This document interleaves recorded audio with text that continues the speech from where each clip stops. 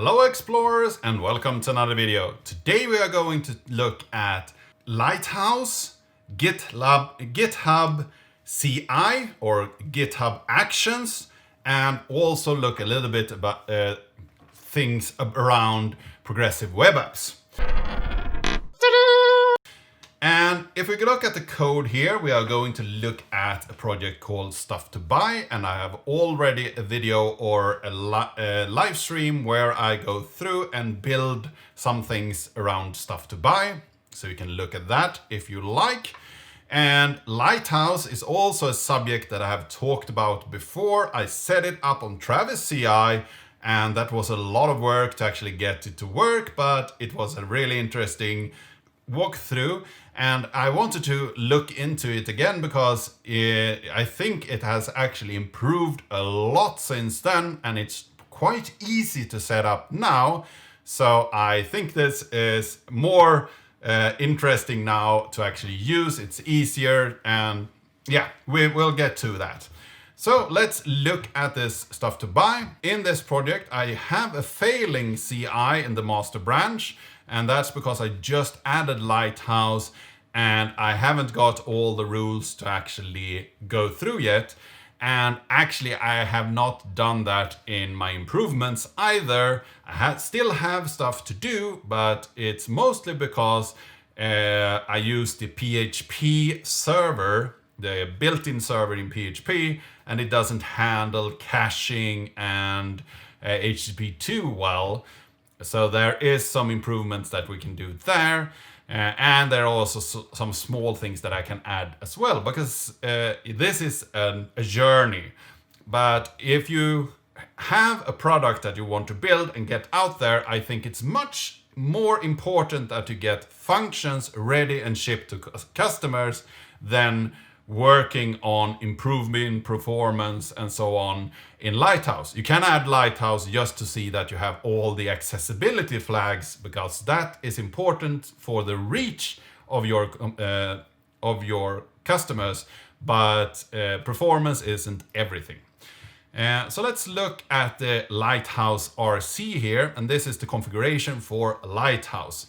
And here we do a model export with the CI, and we want to collect things, and we want to collect from this URL here, and then you have a command for starting your web server. If you're using Node, it can actually start and run all those things in the script where you start CI, and that's more natural for that. But in this case, I need to actually start a server. And then Lighthouse will actually look for ready or listen to see which port it should connect to. So it's important that in your output, you actually put out some line like that. The PHP server does that. It says that it listens to port 3000. So then it knows that it has started. And then I have an assert here with a preset, and this is the Lighthouse recommended presets. So if you're running Lighthouse in your web browser, you will probably get the same recommendations as I get here in CI, if they have the same version, because these are the recommended things. You can also add exclusion if you have things that you never will be able to fix on your CI. You can exclude those tests, and so you only get the things that are important to improve on. And last up, you have some upload target here for a temporary public storage directory. I don't really know what this does. It was in the tutorial, and I think it's required, so I've added it there. If we go into workflows here in CI YAML, we have this public storage here as well. So if we go through this file, we named it CI. It's triggered on push on GitHub, and on that we need to do some jobs. We have the first Lighthouse CI job here. It runs on the latest Ubuntu. We have the steps of checkout, so it actually have been able to check out the current repository. It will set up Node, it will set up PHP, and I will use PHP version 7.4 with opcache. Probably not required to have opcache, but I added it. Then it runs this script down here, npm install. Probably not needed because I don't have a package.json in my script. And this is actually a script that I took from the GitHub repository for Lighthouse, and they just gave you some recommendation for how you should set this up for your JavaScript project. But I did some changes because it was a PHP project. So this is something that probably came from that. And after that, we run LHCI with autorun, and it will take that RC file that we have and run through and do the tests. So that's the only thing you need to set up in your Git repository to actually get started testing a PHP application. And if we go over to my Lighthouse score, here you see that this is from a master branch and how good I actually did on that. And you see here I have a performance of 28 on performance, not that great. Accessibility is 83, not that great either. Best practices 100, SEO 91. If we look at performance here, it's a lot that I need to load the web fonts in a better way. I need to reduce the third-party code, and I also need to enable HTTP2 and minimize work on the main thread because I have a lot of JavaScript. I should reduce the amount of JavaScript. I should remove unused CSS and JavaScript. So there is a lot of opportunities here. And accessibility, I forgot to put a label on some of my elements. We will look at that later. And SEO, we have some meta description that is missing. And progressive web app, it's just not a progressive web app at the moment. But on my branch here, I have done some performance or improvements. So here we can see that we have a performance of 41, still not great.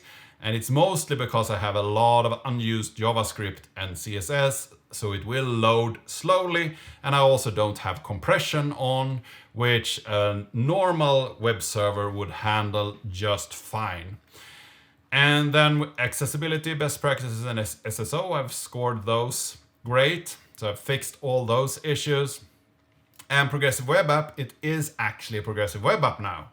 So I have some installable things. I have added all the things that is required to get a progressive web app up and running. So I've done some work and we are going to look at that now. So let's go to my pull request here and look at the different improvements that I did. So first off, I inlined the styles, and my styles were pretty short. I just have, I think, 20 lines of CSS or something. So it's very unnecessary to have an extra load there into the assets folder. So I just used some PHP to inline the assets into my page. Nothing strange there. When it comes to JavaScript, I did the same. I inlined the JavaScript. It's not that much JavaScript either. And here we see that I actually have an ID on my input, but the label has the wrong for statement. So I've changed that. So now it actually finds that label for the site. And next up, I added some ground plates for the progressive web app. First off, we need a lot of icons to use if we install it on a device. Then it needs to show different sizes of icons. Here we have a manifest file that most of the platforms use when you install. iOS needs some extra icons, so we add those in as well. And we have a theme color here that we set into. So this is the standard block that you need to add in order to support different icons and installability with your progressive web app. And then we have my manifest file here. We have a name, short name, some theme colors. I will display it as a standalone application. It will have an orientation of portrait, and it will not work well in landscape. So I said that that is something that I want it to use. We have a start URL of slash, and then we have all our icons and no splash page. So, and there is actually a site online where you can create a package with this. You just give it an icon, you give it some inputs, and it will build you all the things required, the manifest file and all the assets that you need in order to get started here. So that was what I added there. I created this package and downloaded that. And in order to be installable, you need a service worker. So I set one up. And the little thing I need to add in my script here is that I want to register a service worker. And in the service worker here, I added some shell files. So these are the files that are needed to be able to download from my cache. And I have a cache name up here. I install this and then I wait until I have an open cache. And it will run through and add all those files into the cache on installation. And then we have this fetch command here, and it will respond with the cache hit if we find some, and also say that it found that hit, and then it will return either it or fetch from the network if it's not in the cache. And here is some extra code to actually cache things that it hasn't found yet, but I'm still working on this, so I commented that code out and just gave it a response. So we will see a solution later on. Then I added the description in my HTML, and you see here I also added a lot of masked or maskable icons. And there is a site called maskable.app where you can go in and actually see and if your icon is right for maskability. In this case, it's, for instance, if you have devices where you have rounded corners or you have a round display or something like that, you must have icons that are made for masking. So I created a few of those that were right for masking inside of safe area. And then I added this description to this page, so I will meet that accessibility standard there. And then I put in all the assets here as maskable. If you just want one icon that can be masked, you just say that the purpose is any here instead of maskable. Yeah, I added those there, and then I added them to the service worker so those can be downloaded. And I removed the styles because, yeah, it's inline in the PHP, so I don't need that anymore. And then I added some more support for mobile devices because I had a problem in my site that it wouldn't scale correctly on mobile devices. So here I added some meta only for screen sizes that are less than 860 pixels. In that case, I don't want any margin on my content. I want the width to be less than the full screen. I want some padding inside of it, and a smaller padding because I had a larger before. I will remove all the rounded corners, and I will put the logo so it can actually scale up and down. So it's a scalable logo with the width. And then I changed the full width so it is auto, and full width is actually to get full width of my input. And then I have some changes in the sizing of the different fonts. So that were the changes I needed to do in order to get a better display on mobile devices. There is more to be done there, but that's just the start, so it's actually acceptable on mobile devices. And last but not least, I wanted to improve the progressive web app support, and it's mostly the service worker that I needed to handle here. So first off, I wanted to remove all the external things in order to actually make it fully cacheable and that you can download everything and you don't have any external resources. So I downloaded the material components, web things, JS, and also the material icon CSS and the icons font. So now I have all of those in an external folder, and I also changed up where I fetched those from. So I added those here. And then I changed this image here. So I added ID logo, and that was for the scalability of the logo. So that wasn't committed earlier. And then I changed some styling here. So it actually move those in a bit, but we see here that we also added the external things to our cache here, and this is unchanged. Then I added a little function to create a base 64 string with a fixed length, and this is to actually have something that is unique for your login or for your session.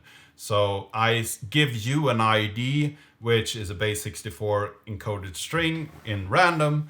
And if you go to that URL again, you will see your list again. So it was important to actually have a function here in my service worker, because the service worker need to actually do that redirect, or else I will have a site that redirects and redirects and redirects. And I don't want that. And so I tried it a lot and it didn't work well. And then I have this fetch here, and it has been made a lot more complex. First off, I wanted to check if the URL is just slash. So if I don't have any extra information on my search, so you go to the main site without an ID, then I want to redirect you and give you an ID. So that's the first thing here. And if you want to load or save data from the site, I don't want those to be cached at all. Just do those fetched responses directly. And if you are offline, they should just fail, because this is getting data from the site, and we can't really do anything about that. I can show you what you have in your web browser saved or cached, because this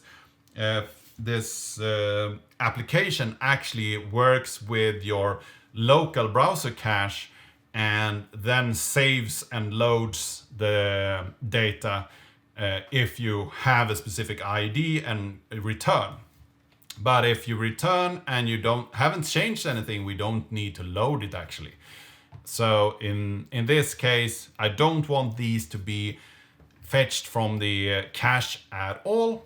Next up, we have the things that are either in the cache or needs to be fetched from somewhere else. So first off, we will just return what we found in the cache if we have a cache hit, or else we will fetch a new version. And so this is either return what we have or fetch the request. And if we get a response back, we will load the cache again and put that request or a clone of it into the cache. So that means that we actually will cache everything now on. Something that you can put in here as well is some error checking. If the response page is a 404, or if the response page is a failed request, then perhaps you don't want it to be saved in your cache. So that's an improvement you can do as well. So this was pretty much what I wanted to talk a bit about today. I wanted to go through how to set up Lighthouse CI, which was pretty simple. I wanted to talk a little bit about how actions work in GitHub, And I think it's actually a good competitor to Travis CI. I run a lot of things in Travis CI, but the ease of use here is a really benefit. And I also wanted to talk a little about on my project and the improvements I made in order to make it more of a progressive web app and also have a better score in Lighthouse. I hope that you found this video interesting. I hope that you learned something today. If you have worked with Lighthouse or any other scoring things, if you have other opinions or experiences, please leave them down in the comment section down below. If you have any questions, leave them there as well. If you like this video, give it a like, share it with your friends and colleagues. If you haven't subscribed yet, please do that. And I really hope to see you in the next video.